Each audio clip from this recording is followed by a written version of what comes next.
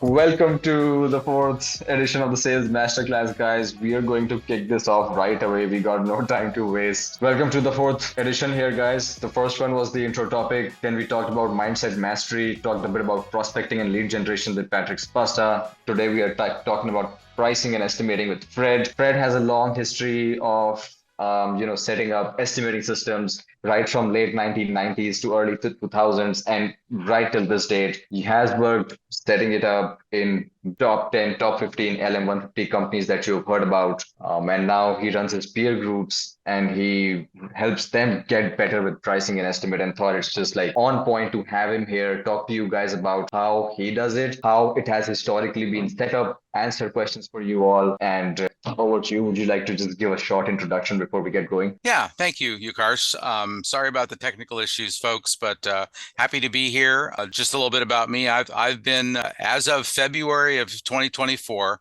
I have been in the lawn and landscape industry for 50 years. And the last 9 years, I've been doing management consulting, working with facilitating peer groups, one-on-one coaching. But prior to that, I was a senior leader at the Brickman Group at the regional level, and at U.S. Lawns, vice president of operations for about 12 years, and then associated with Valley Crest. So I've been the last 35 years of my career. Before I started consulting, I was at a senior leadership level with one of those three national companies. So I go back to the estimating and pricing process. I was telling you, 𝐤𝐬𝐲, the first time I did takeoffs, I was using a 100-foot tape measure and a screwdriver to put in the ground to measure. So I go way back. I remember when the measuring wheel was an amazing technological advance with that. So I guess I've been around doing this at various levels for a very long time. And I'm a big proponent of what's going on now in the industry with a lot of this mapping technology that SiteRecon has brought to the field, and then taking that into what I'm calling computer-assisted estimating, taking those measurements that you've collected and being able to migrate those into a formal estimating platform that will consistently deliver for you proper hours and pricing levels, things like that. And that's what we're going to talk about a little bit today is why you should be inventorying and measuring properties, and what you should be doing with those takeoffs and measurements in terms of estimating, pricing, and then on into how those things can affect overall your operations, both at the profit and the gross profit level. So I'm going to turn it back over to you, 𝐤𝐬𝐲, and we can move on. Let's go. Thank you, Fred. All right, guys. Oh, one housekeeping item, Fred, before we get going. I don't have a hard stop in like 43 minutes, and we've lost a few minutes joining in. What's your calendar like? I can go over about 15 minutes or so beyond, and I should be okay.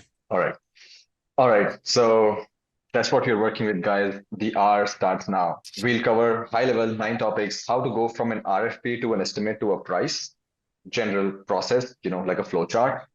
We'll talk about how to set up a good estimating system for your company. Folks who have an estimating system already, please use that as like a, comparison reference point to see what you could do better, or like let us know what we could do better with the standard process. When to start estimating the sales process is something we'll touch upon. Stuff to look out for on site, like a checklist. Fred has a neat name for it. He calls it the needs assessment form. Like, you need to assess the needs of the site. Then we'll go through a few pointers on how AI measuring can help you in that process. We'll talk about how to use estimating as a tool on your site to win the sale. Its place in negotiations, its place in the proposal. We'll talk about how to judge where the competition is going with their price, the best practice there. Of course, there are some, in gangland myths about, oh, you should, if this company, let's just say BrightView for a placeholder, nothing against them, is in competition, then you should, price your service 5% more because whatever. So nothing like that, but a system that you can follow regularly and get results. Then downstream, what benefits you get if you've set up an estimating system, like Fred says, computer generated based on measurements, quantitative system, how can you benefit from it? And then the idea is getting to a new estimating system that reduces a lot of the heavy lift in the process for you. And an initial step we'll lay out for you here, where we got a little surprise for you. We'll turn it up at the end. And it's apart from all the pointers we have here, it could be a huge takeaway for you. We want to help you figure out where the gaps are in your process on a one-to-one basis. And we'll show you how you can get access to Fred's time, our expertise together to help you figure out a better estimating system for 2024 and beyond. All right, let's get into it. So, Fred, high level, how does one go from, an RFP to an estimate to a price? And if there's anything that needs to happen before the RFP even comes into the picture, like an opportunity comes into the picture, let's just call it opportunity. What's that flow? Okay, well, the first thing, the account manager or business developer or owner, if you're wearing that hat, is you go familiarize yourself with the property. So you check out the property as soon as you're aware of it as an opportunity or an RFP with that. So you're familiar with what kind of property it is, what kind of things that are present on it. So you have a picture of that. The second step is actually doing the takeoff, using your mapping system to establish all of those quantities: lineal footage, square footage, areas of turf, areas of beds, parking lot areas for snow and ice, all of those things. Then once you create that inventory or takeoff, the next step that you do, if you have an estimating platform, is to then start to create actual line items. And that's what we're talking about here, is creating a digital platform that all of those measurements can migrate to and create the first level of estimate, the first draft. And that's going to assign mowers by deck size, identify areas where you're going to be doing string trimming, bed edging, pruning, all of those things. And then taking that and creating that, then the next step is going back to the property. Now that you have the computer assisted estimate form, and then examining the property in a little more detail. But remember, at this point in time, you've saved hours of work by using the mapping system to acquire this. And the mapping systems are amazing. However, they aren't 100%. So you have to go look at the property and make sure you identify the slopes, the maturity of trees, the amount of leaf foliage, things of that nature, identify things that might not be completely clear in the aerial photograph that you're looking at, and then you fine tune it. And that, again, in this process takes you 10% of the time that you used to do through this process. Now that you've got all of those, you now have the man hours for the project on all the different types of service that you're doing.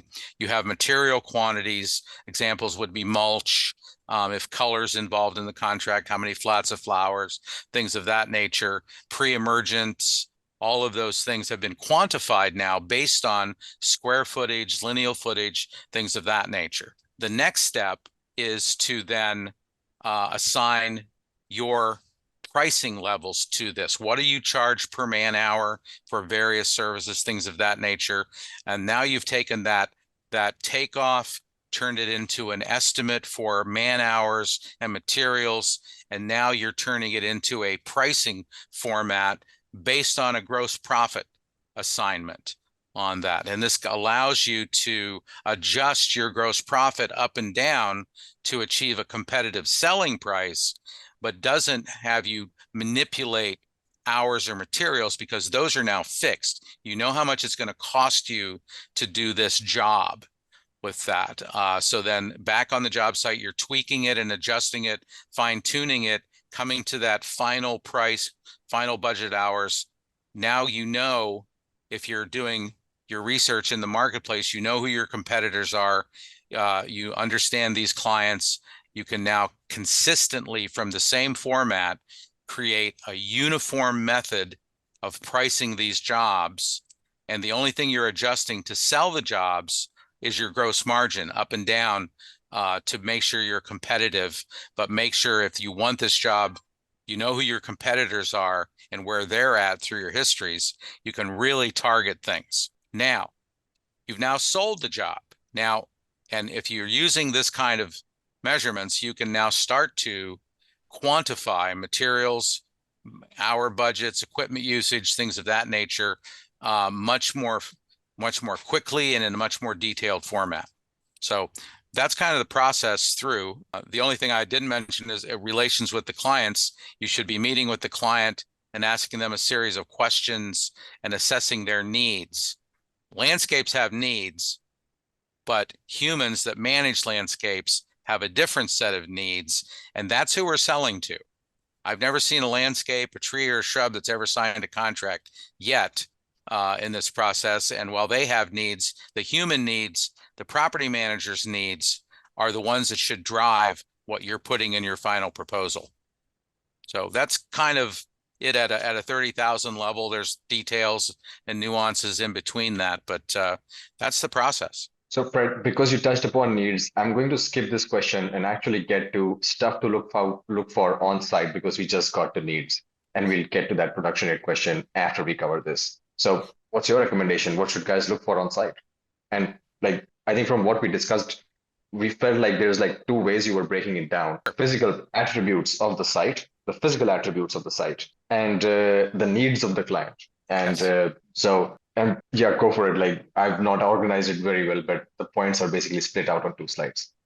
Yeah. Well, the first thing, is again, you're always looking for, as you're establishing pricing or desire to have this job, where's it at?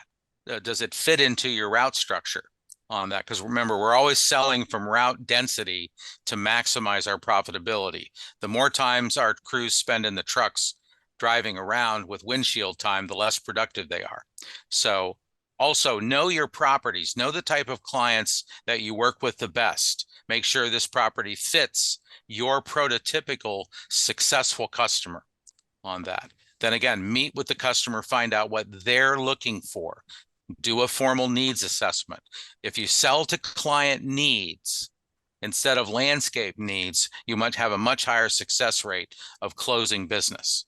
So establishing that scope through them, looking at the property, understanding those things, but it's that qualification process at the beginning. Is this the right job for us? Is it in the right location? Does it fit our route structure? Those are key drivers in that. And then what's the client looking for so that we can tailor make our solution to their needs and make ourselves that much more intrinsically valuable. Okay, so go ahead to the next slide, 𝐤𝐻𝐻. So now you've captured the job, but here's some of the things you need to know to service the job. And some of this is going to come out in the interview questions during the needs assessment.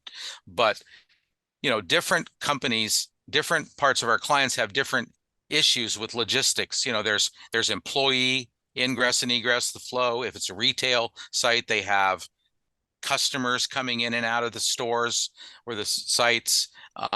They're generally having materials delivered. So there are trucking areas and things of that nature. So on commercial properties, there's a lot of nuances that we have to understand to service it properly, because the last thing we want to do is be in our customer's way while we're servicing the property.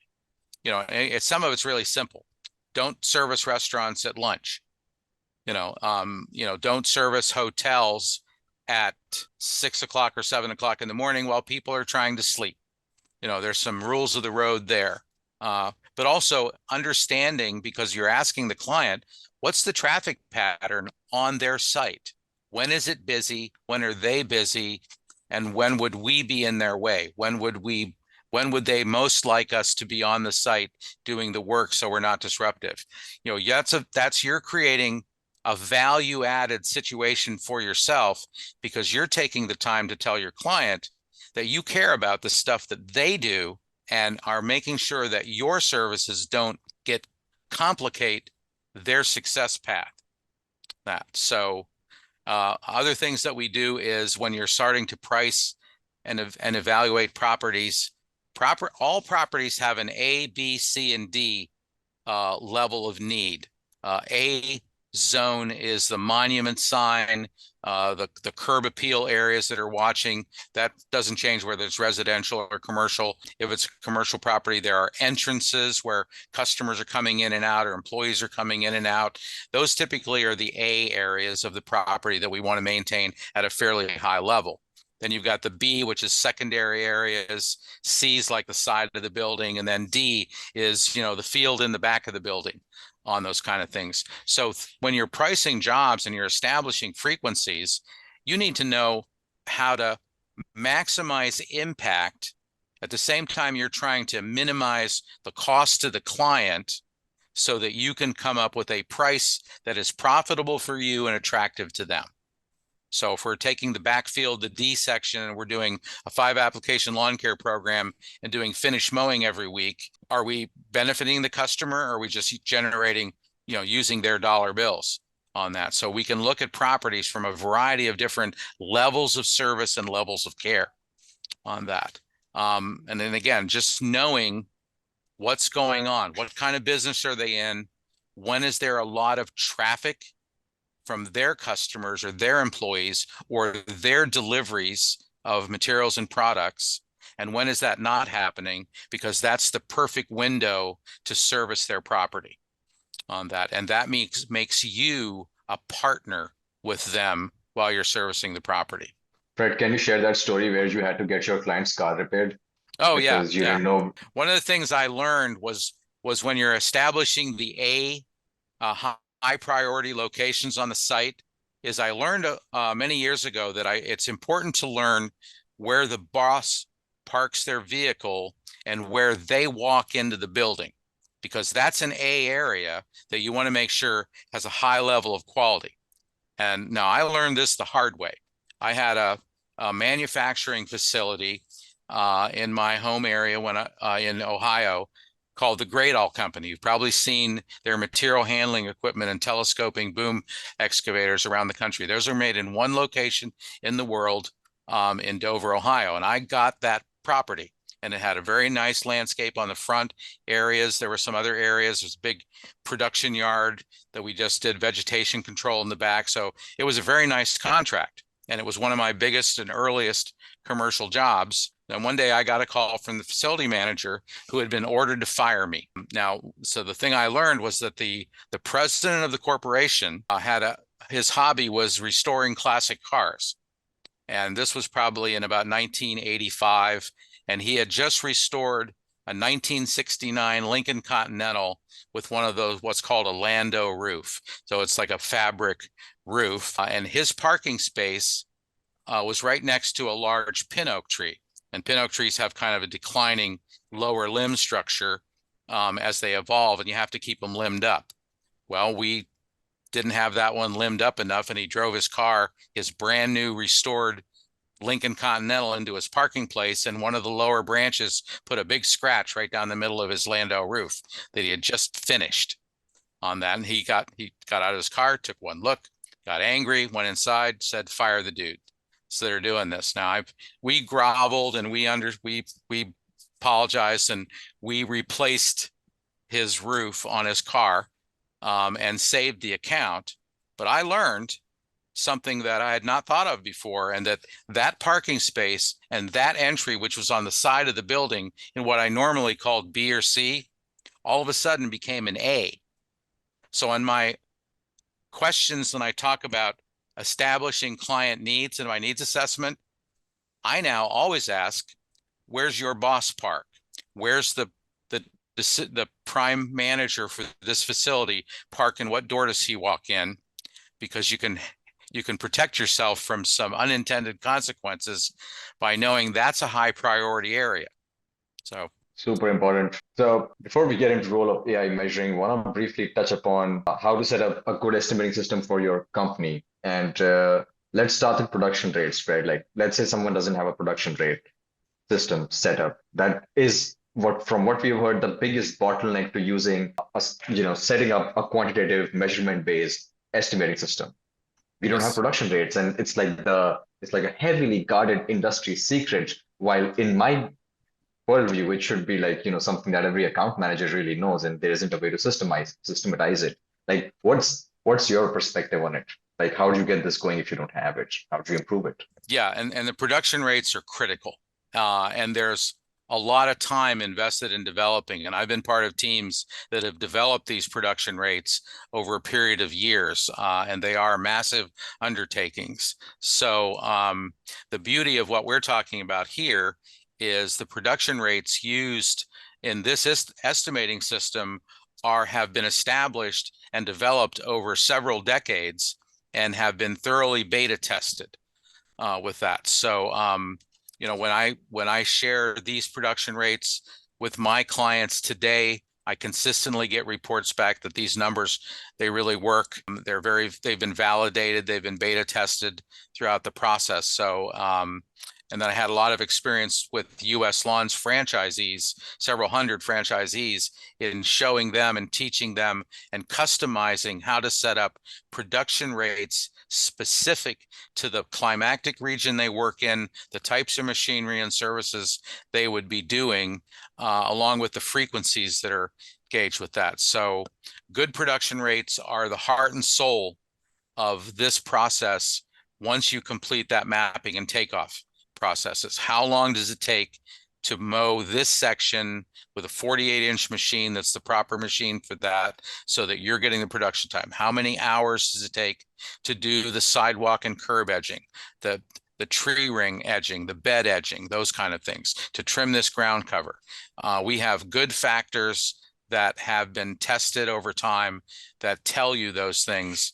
And to produce these kind of things takes hundreds of man hours, because I've been on that end creating them over time. So, it's having this available to you is a massive shortcut and really enhances the valuation of having a takeoff process. 100%. So one thing we'll have for you at the end of this call is like, how can you get access to those production rates by continuing this conversation? Fred, margins, like how should people approach margins? Well, first of all, gross margin to me is one of the key numbers that we need to learn how to utilize properly in our industry. That tells us, because if you're managing your direct costs, which are labor, materials, subcontractors, and workman's comp, that is 99% of our direct cost basis. And there are different calculations for equipment and indirect job costs as well that pertain to that. But one of the things that we're trying to do when we create a takeoff and take that to and apply production rates to the services that we're doing is now we have a budget of man hours to do the work and material usage to do the work.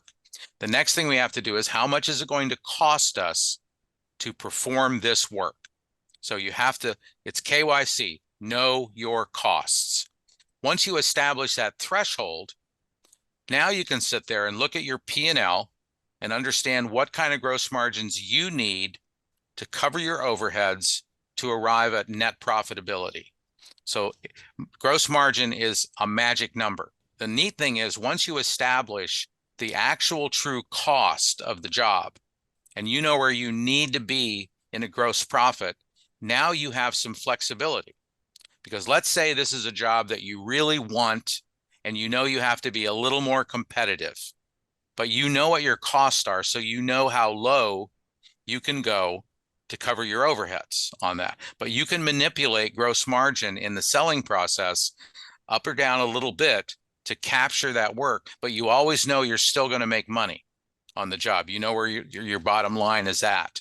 Let's say that you're up against a competitor that you know typically, because of your history with them, based on the wins and losses you've had against them, typically comes in for a property like this at 48% gross margin. So if I want this job and I price it out, and normally I want 50, but if I want to capture this job, I need to be at 48 or 47% to be on a level playing field or slightly ahead of them.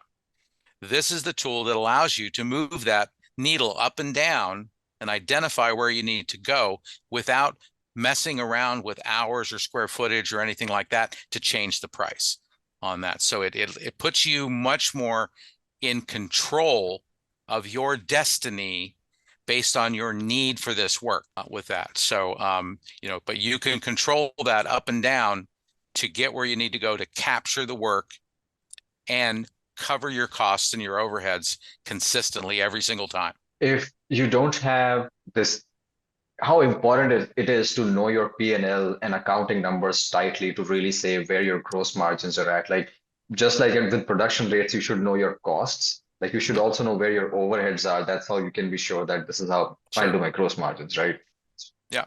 And one of the things I've learned over the year as I teach people how to do these kinds of processes is to really, we get out the P&L is a critical part of understanding what percentage of your revenue stream are reflected by your overheads, by your direct costs, by your indirect costs. So it's a vital tool in establishing what your targets need to be on work you're selling to make a profit on that. So, but and the beauty of it is if you really have the takeoffs and all the inventories and the man-hour budgets and the material budgets precisely, you're moving from a position of strength now.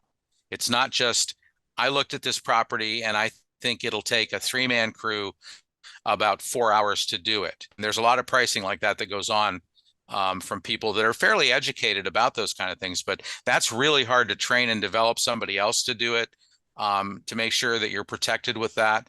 Also, again, when you're looking at a job like that, it's really hard to get precise in what your selling price can be at a gross margin level to capture. This system provides you with that precision of moving that up and down and knowing here's where I need to be to sell this type of job against this competitor.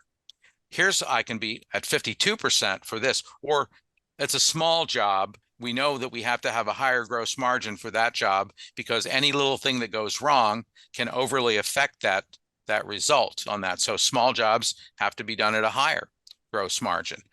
Big jobs can be done at a lower gross margin, but I always know how many hours and how much material and what it will cost me to deliver that work. So measuring tools where you don't have to do your own measurements play a huge role in simplifying this process because now you can order data and just save time that you can put onto production reviews. You can just intelligently talk to customers about, like Fred was saying, zoning.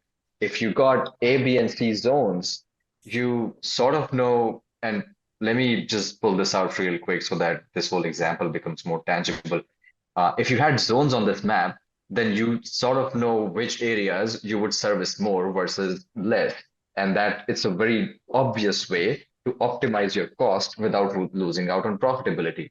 Now, this level of detail is necessary to make sure that this zoning analysis that you would do for estimating is actually accurate. And I'll bet you anything, like a lot of guys in the market don't do that. They don't do that.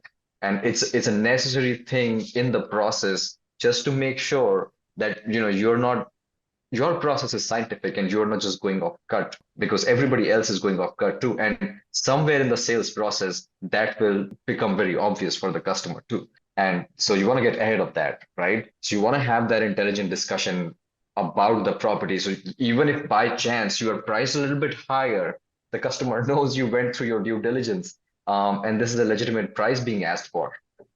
And that's what Daniel is talking about here, like having that ability to measure sites out day one. And then when you're meeting with customers, you apply that zone and suddenly you've got an understanding of how, this property distributes itself in different categories and levels of services, better pricing on the fly. And the production review, sorry, go on, Fred. No, and the thing is, if you're using the detail that you can produce with these kinds of tools, then you can create an advantage for yourself in asking the customer about their priorities and pricing the project according to the client's priorities and finding places where you can lower the need for higher detailed services and save them money, but give them the higher level impact they need on those high visible or high value target sites on the property. And when you're asking questions like this and talking about that, your level of of gravitas to the client goes up exponentially, because most of their scopes say mow it 42 times, fertilize it. It's like that. But you know that the back D zone doesn't need to have 5 applications or be mowed every week. And you can delineate this out very easily. If in the old way that we're doing it by hand, or you're looking at the property visually, you know, and just kind of doing what I call a guesstimate, 180-degree circle with a wet thumb type thing that we do. And some people are really sharp about that, but you can't go inside of that and manipulate it easily. With these tools, you can manipulate it precisely and give a much higher level of deliverable to your client. And you can also make them aware of that process as you're presenting to them. While what Fred's saying might sound like a lot of work, but you just saved a lot of time in not having to do all those clicks on site. It's all automated now. Use that time to build a better estimate. And, maybe one day out of 10, you can use that to go home early. But we are talking about like very high level of, sales production this year for you all. And so I mean, Fred's asking for a high level of commitment. Give it a shot this year, see what comes out of it on the other end. And I mean, that's pretty much what we've been talking about. There's this customer we had, and he was like 10% higher than everyone else on a freaking $1 million job. And he got it because he came up with thousands of trees that we had sort of individually mapped on the site. And he opened that up in front of the customer and he was like, dude, that's why I'm higher. Like nobody's counting mulch in all those rings, but I did. And that's exactly why I'm priced higher. And their case study is not like something in isolation. You can go and look at this very nice assessment Nate did for us in our first year, saved like $150,000 just on mowing, because they had like an average, in a big HOA, like average would be 0.17 acres of turf you can expect to have per home.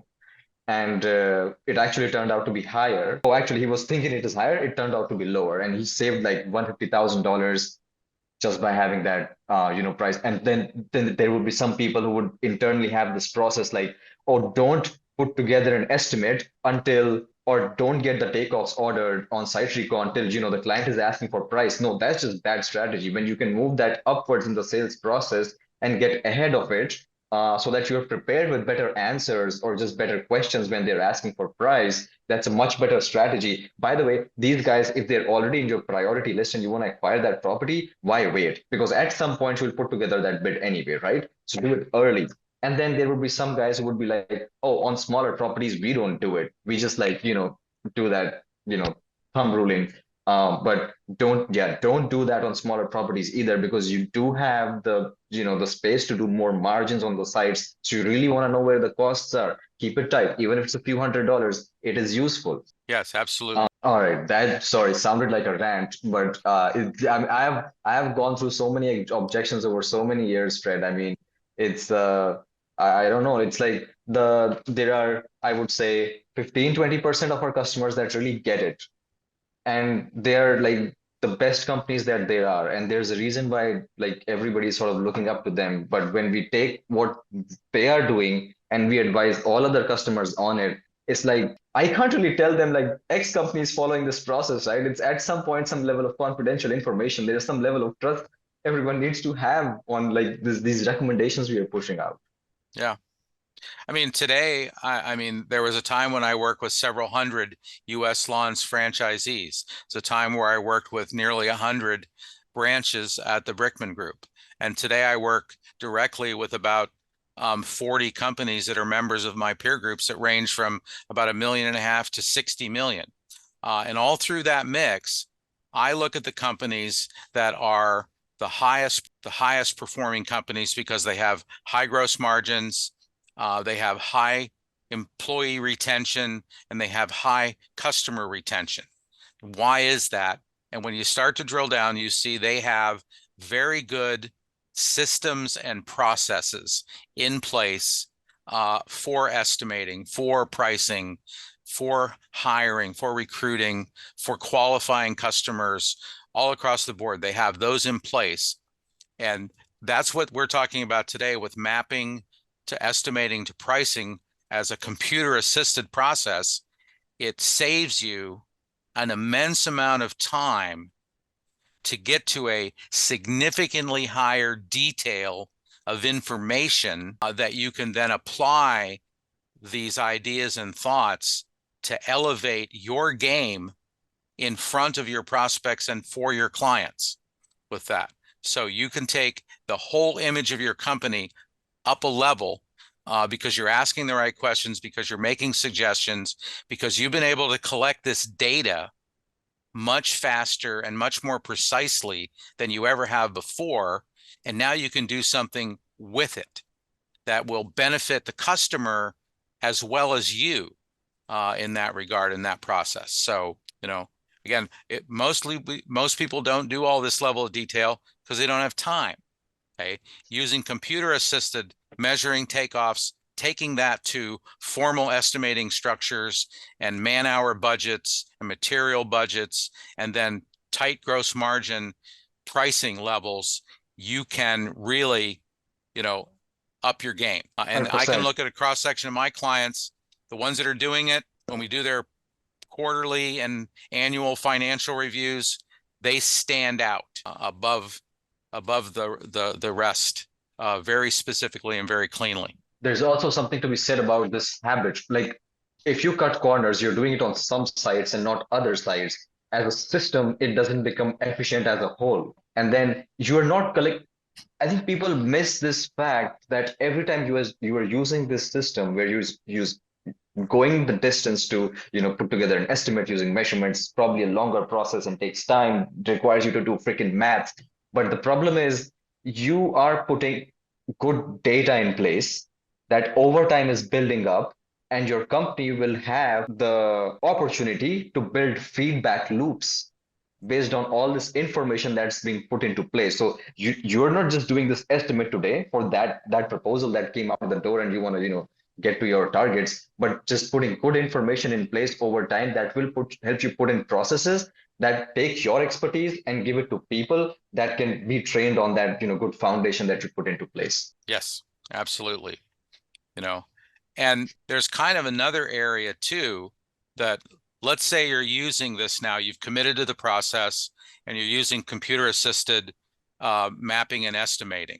Now you have a data set across all of your jobs. And now you can take those individual man-hour budgets and material budgets, and you can do a composite.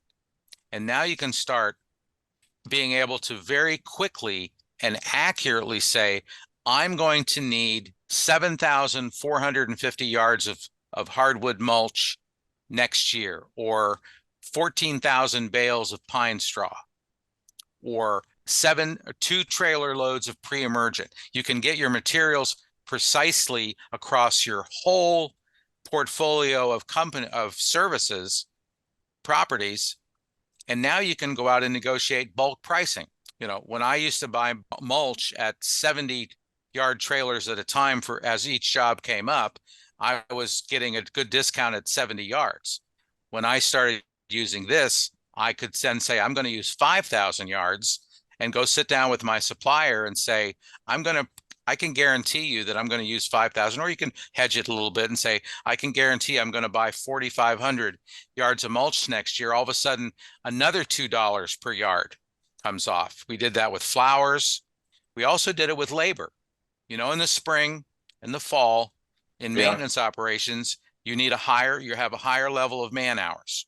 But in the middle of the summer, you need less. And if you have a budget of man hours across that the computer kicked out at you, not that you had to spend 3 days in your office trying to track it all with that, but you can run reports. And now all of a sudden you say that, we lost a few guys right at the end of the spring. And guess what? I don't have to replace them until September, because this report's at my fingertips. And I know what my man hour needs are going to be in June, July, and August for mowing operations and pruning operations. I'm going to need a little more for pruning, but a little less for mowing. And I can get by with 7 guys instead of 9. But then by September, as we go into fall services and cleanups and things of that nature, I'm going to go back to needing that 9, but I don't have to replace that person and have those 9 folks in June, July, and August, because I know when I need them and what quantity I need them in. So now I'm managing my recruiting and my staffing all through the season. And it's because I have access to this data at my fingertips. Because I've measured all the properties, I've estimated all the properties, and I know these numbers are precise, not Right. guesstimates. We got sales guys sitting here, and we are talking so much operational stuff to them. I mean, it's like almost every company would have this KPI that the contracts you sell need to have margins, right? And otherwise, you don't get your commissions, or you get less commissions. And Right. that's exactly why we are talking about all this, guys, because you can sort of play on like using better systems and saving on team, and eventually, freaking get your commissions. That's why we are here. So yeah. And I'm an ops guy, so you poke me and an ops information rolls out. So, but again, this speeds up the process too, so much for the salespeople.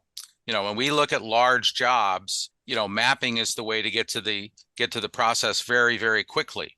But then also moving into computer assisted estimating, the speed at which we arrive at a sellable product that then needs to have management or the salesperson working to finalize, all of that gets much more compressed. So now your responsiveness to clients, you can produce large property proposals in a matter of a couple of days, not a couple of weeks. So your responsiveness to your clients, first in the door with your numbers, first in the door with really precise things that you can talk about from a service level and things of that nature, puts you a notch above the other guys walking in the door, because they're going to show up 10 days later with a series of numbers, and you're going to be much more precise in those, but you had the first shot at it. And then if you do that, you have the last shot again to circle back if you ask the right questions in that process. So it's a real amazing tool for the salespeople. Very cool. And folks here who have been with us all these classes, you can see how when Patrick came in, when Tito came in, Ben came in, Fred came in, you can see patterns in what all these experts are recommending. You can see like this is unique, like and that's why they all are talking about it as a best practice. Fred, I really want to get your thoughts on competition, because when you're putting a price together, that probably is the biggest question on the mind of every sales guy, like what the other guy is doing with his price and what I should do with mine. And that insecurity can lead us into weird corners. How would you approach it? Well, again, first of all, with this process, computer assisted, takeoffs, estimating and pricing levels, very quickly where you need to be on that to make your targeted gross margin. But now let's say that you're in a competitive situation. Again, you should be tracking this data routinely. And if you run into an objection or somebody else has a lower price in front of you, you now have, with this computer assisted process with detailed information, you can adjust very quickly on the fly, because you know where your bottom line is, you know where your costs are, and most people I train to know what your minimum and what your maximum gross margin recovery is, so that you have a range that you can adjust inside of that and be very then decisive with your client. Because when you're faced with those objections and you don't have this kind of detail behind you, you're just lowering your price. Now, are you lowering your price too much or things of that nature? In this world, you can have all of these services and understand them. They can be right in front of you, and you can pull out a piece of scope and adjust the number down in minutes. You can understand where you're at, and you know that on this size job, you have the authority to go down to 47.5% gross margin. So you've established that, but you don't ever have to manipulate hours or budgets with those kind of things to know the minimum. So it gives you a variety of ways that you can be very nimble and very responsive to objections, to competitive situations, things of that nature. And we always tracked when we lost a job. That was one of our best learning experiences, because we found out, we asked why, and usually it was a price difference, and we wrote that down and targeted that. And then the next time back, we came through that. If we were given the opportunity at that moment in time to negotiate, we could much faster come up with a number that we knew was still good in our processes on that. So we're quicker, more nimble, and more responsive. Therefore, our capture rate was higher, our closing ratios were higher. And when we came back again on the ones we lost, we knew where we need to be. And on the second or third trip in, we usually got it. Very cool. When you asked why, did you usually get back a response that said you were 5% higher or 10% higher? Was there a quantity in that response or you asked for that quantity? Because like just getting, oh, you were higher is not really helpful. Yes. Well, what I train myself and my people to do over time, and I teach this today, at the moment, because again, sales management is a numbers game, but sales is still emotional. And it always will be, because it's two humans talking to each other. When someone's telling you no, 90% of them feel bad about that. Yeah, there's a few that don't, by the way, but there's very few. Most people feel bad. If you ask for their help, and that's how you do it, you ask for their help right then about why you didn't get it. They'll share information with you right now because they're feeling a little bad about telling you, because you probably got to know each other in the process. It's like that. You can get that information right there and then. 2 days later, they've moved on. They've got closure on the emotional part, things like that. So I've always taught my people to ask right now. And interestingly enough, I've had people that the property manager looked at me and says, well, I really can't disclose the dot. And I'll say, well, what about the percentage? For some odd reason, there's a disconnect there. And they'll say, well, you're about 5% high, but I can't tell you what the dollars were. Okay. Yeah. Well, thank you for that, or if there's something in the scope or something that we presented that somebody else beat us on, we ask those questions right then and there, because in the maintenance world, that prospect that was a lead that you turned into a prospect now goes back for come back and view it again. With that, we never ever got rid of anything. And because we were measuring and keeping all this stuff digitally, inventorying this stuff and keeping the records in the database were easy. So we always had all the data. We always had everything. We'd go out and take a look at the job before we bid it for the second time and see, did anything change on the job? Did they add another area or things like that? But we had the aerial photographs. We had all the stuff that we needed, so we could quickly verify that something major had been changed or nothing has changed. And we can go back at it again because we've kept all the data. And so because that data is eternal, because that prospect never goes away in that world. So now on the second go round, third go round, we've asked the right questions. We had a loss, but we learned, we kept the notes, we kept the data, and boom, we were back. And we didn't have to have 17 file cabinets in the office full of file folders with hand measured stuff. With that, the data was very quick and accessible. So it's short term and long term asset building. Did you also ask about who you lost it to? Oh yeah. And At that moment in time, all they can, the only thing can happen is they can say no, they won't share that with you. The thing is, that what's to hide, because that company's going to be there servicing it visibly with that. So they really don't have anything to hide.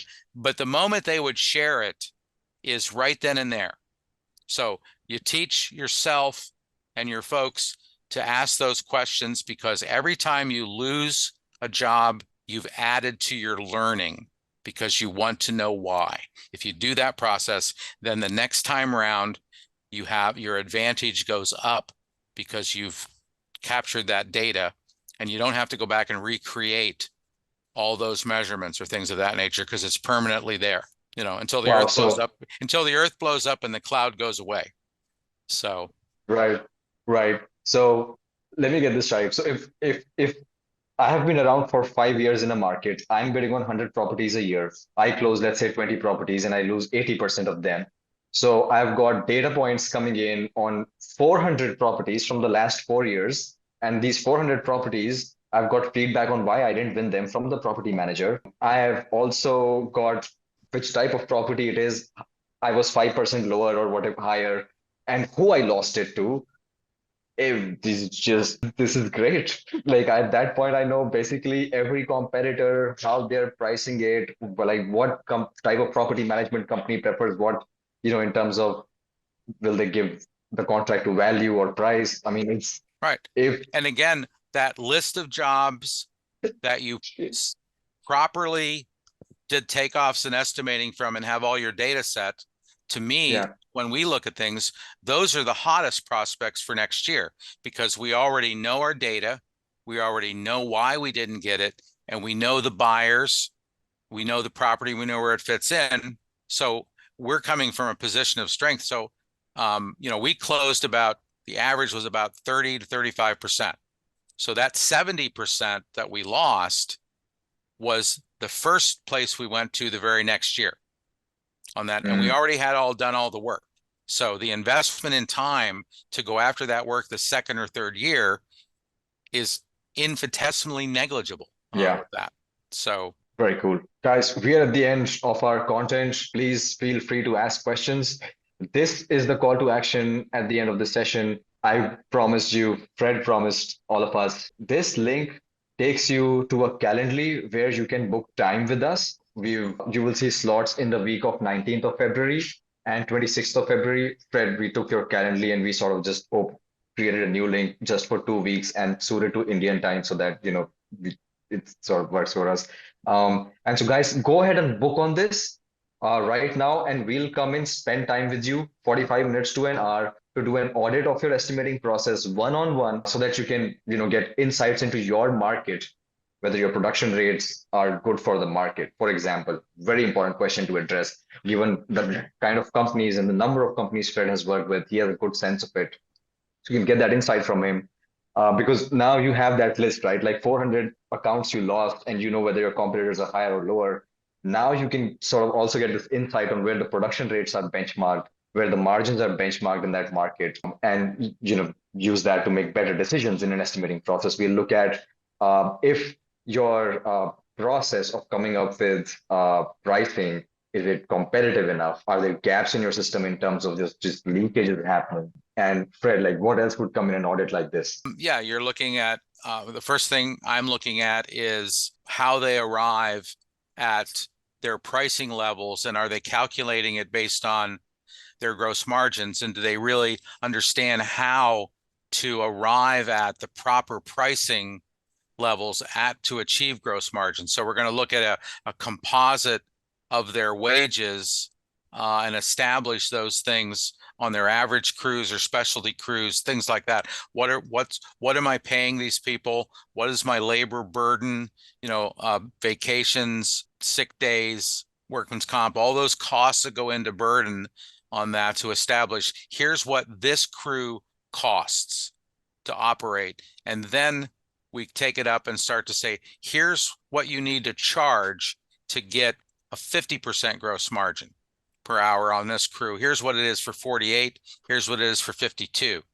So you can take your base costs that we know and all of your associated support costs, and now you have a target that you can move up and down on the scale to know what I need to charge at this gross margin. So you can adjust it again for small jobs and large jobs. It's a moving scale but again, you know your costs. So you always know where the baseline is. And then that applies to your production rates and your equipment usage. And, it's all the keys to the process on having those things up. So that's one of the first areas we go to. What is your gross margin? How do you calculate it? And how do you calculate and arrive at your costs and then arrive at your pricing levels with that? So you kind of break it down there. Very cool. We've got some questions here in the Q&A box. If you click on that, you will see them. They're just coming up under the name Pratibha Singh because we registered some of the attendees for them. So the name is popping up for their account manager. So first question, I've been seeing other companies offer specials, for example, in snow removal, offering 5 shovelings for the price of 1. They have been getting the contracts. I haven't seen that for lawn maintenance yet. How do you handle that situation?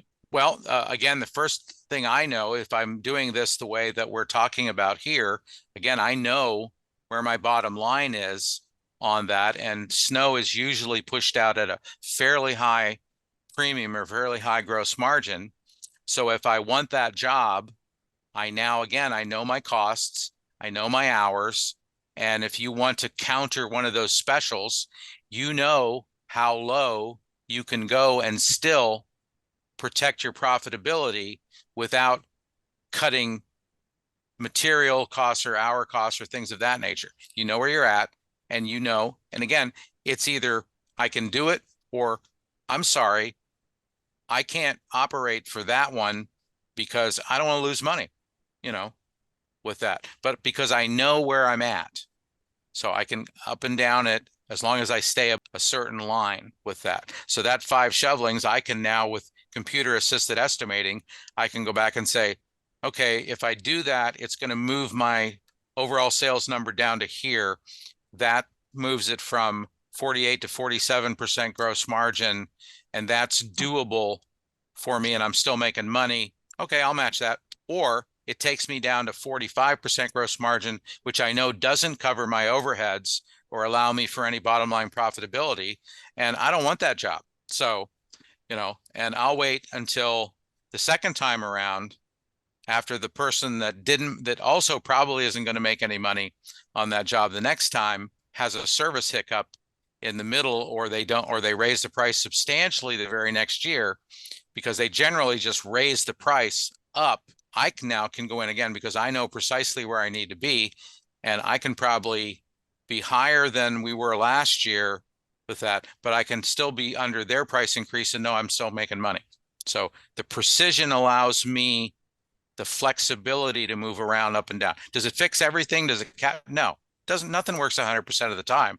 And there's some jobs and some companies that are out there pricing stuff. I'm happy to let them lose money with that, because most of our costs are fairly uniform. There's not a significant amount. The thing is, your costs with this process. They're guessing. Got you. Is a place for SiteRecon to track this data for next time? That's a good question. I think you can use the notes feature that allows you to capture just metadata on top of the maps, and you can also have like templated forms that you would fill out in case you win or lose the job. Essentially, what you would do is you would fill out that form and you would say, okay, this is why it happened. This is what the property manager said in terms of margins, numbers, etc. Data saved. You would add a tag, property lost, and then essentially you would also add a date when you lost it. So like 9 months later, you got to circle back to it, and you have all that feedback sitting in there, and you have that map, you have all the work that you did in there, and you can take it up from that point, potentially start off from a very good point in the next conversation. Is there a phone number instead of the QR? I will give the phone number instead of if you guys are not able to book on the QR, here's the number that you can send a text to with your name, with your company name and email. That's my phone number, and I will get you hooked up with Fred, and we'll find some time in the week of 19th February and 26th February to audit your process. That's the phone number. Sorry, Fred. Someone say. Yeah, I was just saying, if the QR is not working for anyone, I've just dropped a link in the chat, and that would lead people directly to the booking page. Okay. Yeah, booking link is also in there, guys. Fred, thank you so much for the time. Is there any other question coming? Just want to check if you want to slip in one more. Oh, okay. Yeah, I think we answered all of them. Fred, thank you so much for the time. Really appreciate you sharing all the insights from 50 years of work that you've done for the industry. Deep respect. Keep making it a better place, and help us out. I'm glad that you're taking the time out to. We got almost 100 people on the call today. Oh, wow. It's very good. Yeah. Well, I mean, that's what I do today. I work with company owners and their leadership teams and help them take their companies to the next level. I've dedicated the last 9 years, and it's been a fabulous experience. And now I'm working with SiteRecon on taking their offerings to the next level to help you take your company to the next level. It's a passion of mine. So this industry's been extremely good to me, and I just love helping leaders and their teams improve their processes. Thank you for your vision, Fred. Thank you for your hard work. Guys, Fred just sees something awesome. Stay tuned. You will hear from us on the topic soon. And Thank you so much. Yakarsh, See you in the. thanks for Sorry, go on. bringing new technology that folks like me understand the outcomes, but we don't understand what's under the hood. That's where you guys are amazing, and that's why combining these things can really be helpful. So thank you very much. And you know, we want to make it as simple as possible to use. Someone just asked, can you purchase production rates? Book the call, just send me a text, take the email, take the link, and what you asked is actually one of the items we would love to discuss with you when we speak one-on-one. Sure. The next class, guys, is on 1st of March. See you there. Thank you so much for attending. Thank you so much, everyone. Thank you, Fred. Bye now. Take care.